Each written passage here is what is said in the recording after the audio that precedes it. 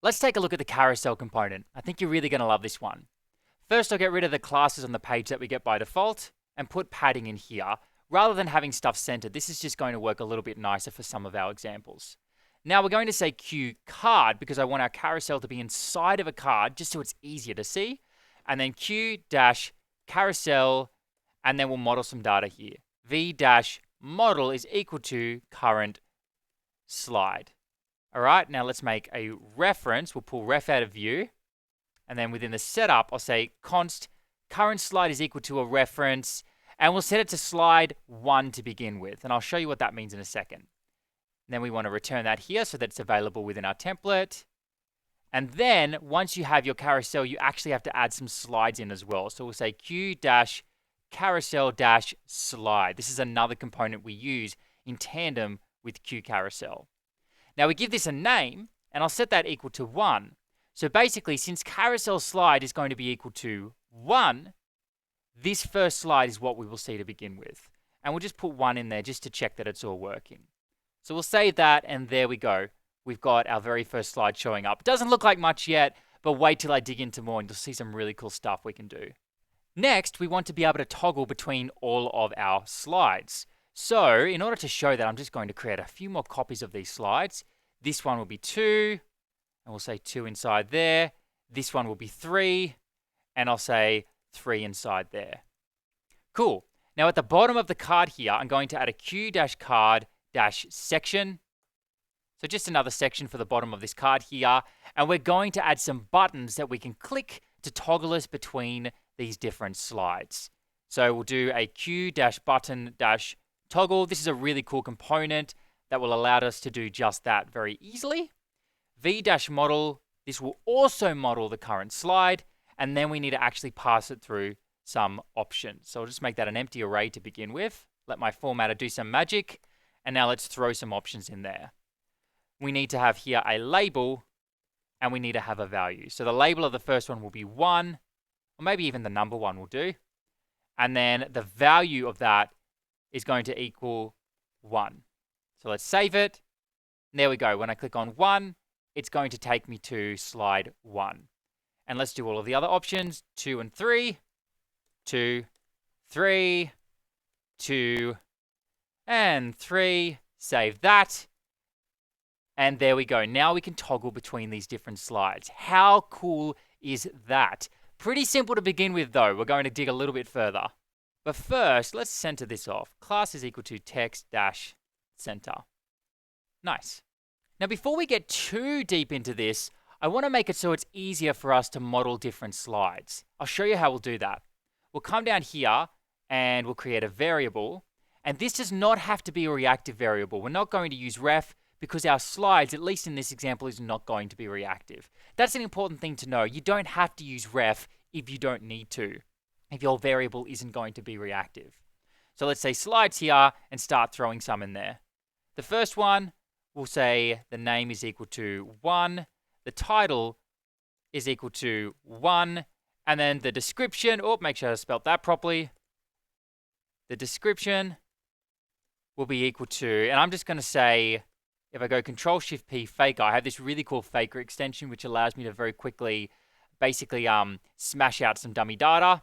We'll say lorem, and we're going to do a paragraph worth of lorem text. So let's save that, and then I'm going to expose slides here, then do a few more of them. So that's 1, and then we'll do 2, and then we'll do 3. So the name will be 2, the title will be 2, this one will be 3, and the title will be 3 with a capital. All right, so now let's go ahead and model that data up here. So I'll get rid of all of these slides. And for the carousel slide, we'll say V-4 slide in slides. And then we'll set the key equal to the name because we know that the name's going to be unique. And we'll also set the name of this slide equal to the name in our data. So let's save that and see if it works. That's got to be slide.name. Now, the next thing we need to do is actually pull through the title here. So we can come through and say slide.title, and we probably want the slide description as well. So let's say slide.description. Save that, And there we go. We got the title and the description. I'm going to do a bit of formatting here. Control-Shift-Enter, put that inside of a div. The title can be inside of a Control-Shift-Enter, H3. And then once again, Control-Shift-Enter, and we'll put the description inside of its own div. Save it. There we go. That's looking pretty good. Next, I'm going to say class is equal to, and instead of putting the class there, I actually want to do it up here. We'll say class is equal to flex center, really easy way to center things in Quasar. And then we'll also say text-center to center our text. And there we go. Now we can easily switch between these different slides, and we've got some more data to play around with. So let's have some fun.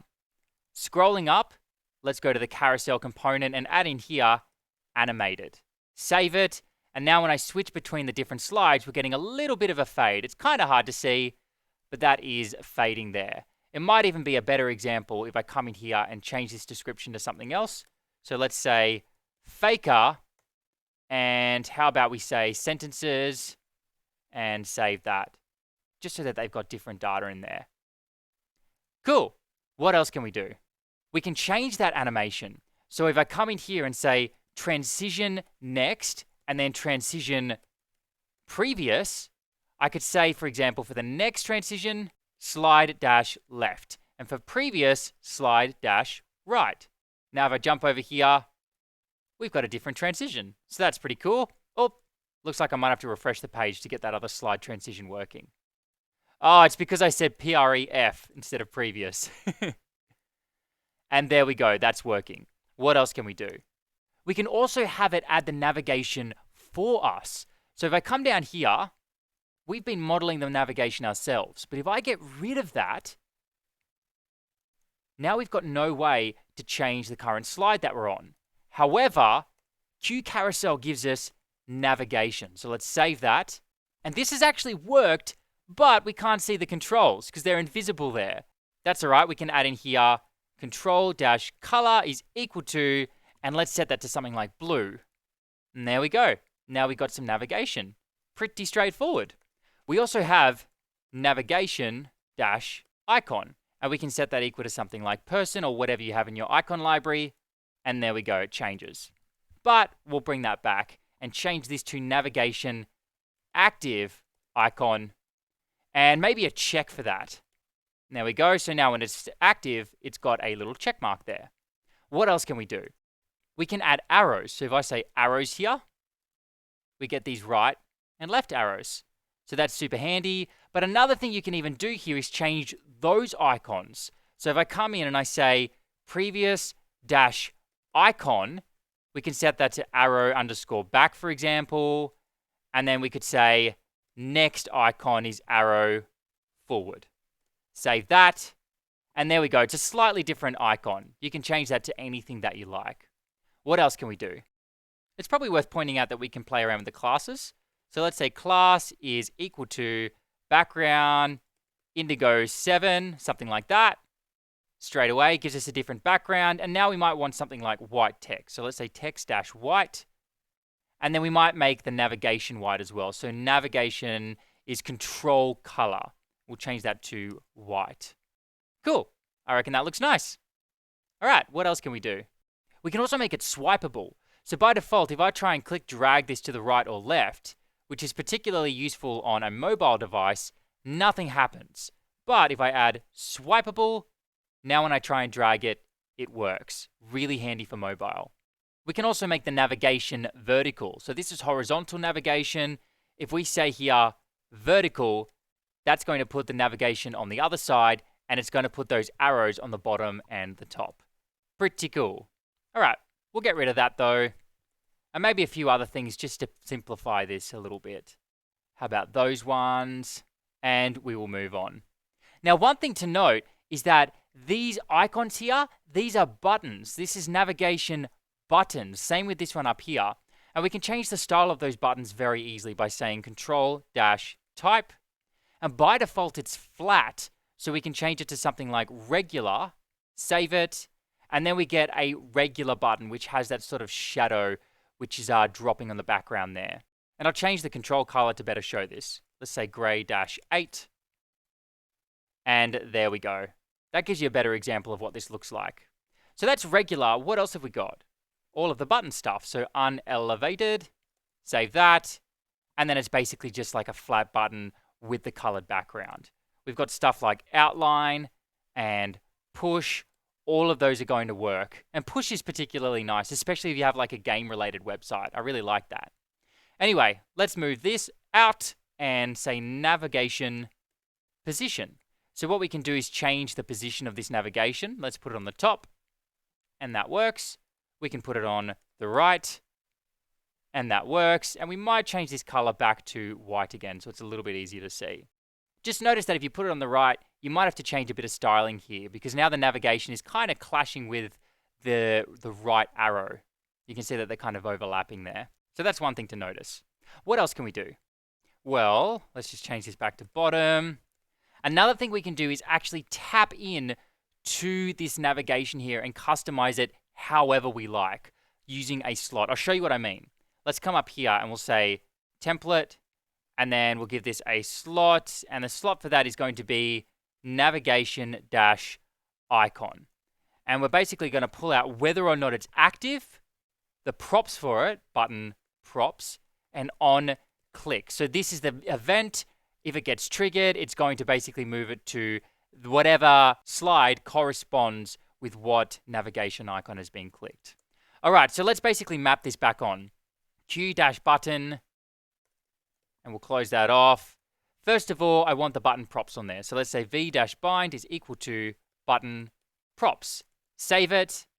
We can say the icon is equal to, and what I'm going to do here is use active to see what icon we should be using. So we can say if it is active, then how about we use the person icon to begin with? Otherwise, I want you to give me the circle icon. Save that, refresh the page, and let's see if that's going to work. Oh, it's telling us that we need to use onClick. So let's come down here and say @click is going to equal onClick. So basically, we're just mapping these to our button, and this basically gives us that extra control. So let's save it now, and there we go, it works. If you wanted to change the size, you could say the size of that button is large. Anything you like. You now have total control over how your navigation icons look. Really, really cool. I might change that back to a check. I think it looks a lot better. Yeah, cool. All right, so scrolling up, if I come down here, I can also add in padding. And padding just gives us a little bit of extra padding on this inner area here. So that might be nice if you want your content to just fit a little bit more pleasantly for the user. And the next thing I want to show you is really, really cool. Check this out. Carousel Slide actually has an image option. So you can say image-source and then give it an image. So what we're going to do is say slide.imageSource. Oh, change that to a C. And now if I come down here, let's add an image source to all of these. And I'm going to use Lorem Pixum, which is a website I really like, which I believe is just //pixum.photos/800 by 600. And I want all of these images to be different, so I'm just going to change those dimensions a little bit, maybe like 900 by 700. And then let's do one more, and we'll make this one 1000 by 900. Let's try that and see if it works. Save it. How cool is that? And now we can go next like this. And you can see that it took those images a little bit of time to load. So what we might actually do is get rid of the text in this as well. So I'll just comment that out for now. Save it. And I might just do a quick page refresh. And there we go. This is an example of a classic carousel component where you can basically switch between the two. And then you might want to change that background image as well to whatever you like. Maybe it could even be like a spinner. I don't know. You can choose whatever you like there. And another thing we can do is we can actually come up here and say thumbnails. Save that. And one thing to point out is that thumbnails is not going to work if you have navigation. So we're going to get rid of navigation and all of the navigation related stuff, because thumbnails is basically replacing navigation with thumbnails of those images. How awesome is that? It's usually annoying to build these kind of components, but it is an absolute cinch using Quasar. Really, really cool. Another thing that you might want to do is put videos in there. So I'm going to go to youtube.com and just yank out a few videos. What do we got here? Oh, a lot of COVID-related stuff. Okay, this one looks cool. This guy looks super buff. Let's grab him, copy this, and now let's go ahead and use it. We might have to get rid of thumbnails here. And then I'm going to scroll down to the carousel slide, and we'll put a div in there for our video. In fact, we might even be able to do a Q-video directly. And then if we put a class on this equal to absolute full, that's a quick way to basically take the video and make sure it takes up the entire area within the carousel. In fact, I'll get rid of that to show you what it looks like by default. And then of course we'll need the source. So I'm just going to hard code that video URL for now. Oh, and I believe we need to get rid of this watch part here and change that to embed. Yeah, it needs to be embed / the ID of the video. And it works. And look at that, we can even have an image and the video. So maybe you could have a cover image whilst the video is setting up. I don't know, there's probably some opportunities there. But another thing that we can do now, like I mentioned, is say class is equal to absolute full. Super helpful class. It means that that video now takes up the entire slide. How cool is that? Those are some muscly looking quads. All right, what else can we do? Well, I might bring us back to our image example by getting rid of that, save it. Another thing we can do is say infinite. Now, the cool thing about infinite is it means that when we reach the end, it's just going to go through to the other side. And it's not infinite on the carousel slide. We actually want infinite to be up here on the carousel. So let's save that. And now when I press next, I can just keep pressing next all day long, and it's going to loop. Pretty cool. And infinite is particularly useful if you're using autoplay. And with autoplay, you get to say how many milliseconds to wait before moving on to the next slide. So let's say 4,000, which means 1 second, 4,000 milliseconds. I'll refresh the page here. 1, 2, 3, 4. 1, 2, 3, 4. Really cool that we can set that up as well. I'll get rid of it though because it's super annoying watching this switch from side to side when you're doing a video. All right, so a couple more things I want to show you. The QCarousel control. So let's get rid of this to simplify things. And if I say template, I can now say hashtag control, and we want to have a Q-carousel-control. Nice. And we can put whatever we want in here, whatever we want. And then we can also start doing some other stuff like positioning it. But I'll just save it for now just to show you that works. And there we go, it pops up there. So a good example of this would be a button that, for example, makes it full screen. Label is equal to full screen. Save that. And currently it doesn't do anything, but we'll implement full screen in a moment. We'll set the color to white so that the background is filled in. And how about we set the text dash color equal to gray dash 8. All right, so what can we do with the carousel control? Well, we can say, for example, text dash center to center our control. Oh, and that's not working because we need to give it a position as well. Let's say position is equal to bottom. And there we go. Bottom is another way of saying just bottom center. But then we could say bottom dash left. We could say bottom dash right. And we could say top. Basically, we can now throw this wherever we like. Bottom, top makes no sense. Let's just say top. And there we go. That's pretty cool. So how about we say bottom dash left for this control. And I'll change this to an icon instead of a label. So how about this? Icon is equal to full screen, because I believe we have a full screen icon. There we go. And I'll make it dense. I think that'll look a little bit better. Save that. And one more thing to note is we can even put an offset on here. Offset is equal to, and then I might say 24 by 24. Cool. So you've basically got a little bit of extra control of where this is sitting. All right, I'll get rid of the offset, save it, and now let's actually implement this so when we click on it, it makes our carousel go full screen because we also have that functionality. So if I come up to the carousel and say full screen, it's going to go into full screen mode, but we want to have control over this. Let's say it's equal to a variable called full screen. And then, so now that that's being modeled, I can come down here and basically say const full screen is equal to a reference, and we'll set that to false by default. And then we need to expose it by returning it here, expose it in the template. And there we go. Now we need to make it so that when we click on this button, it toggles full screen to true. So let's come down here and say @click full screen is equal to true, save it. And now when I click on there, we can now toggle between full screen. Or instead of true though, we should say it's equal to the opposite of what full screen currently is. That's how you toggle something. And there you go. How cool is that? A working carousel component, super easy to play around with using Quasar. So I hope you enjoyed this video as much as I enjoyed making it for you.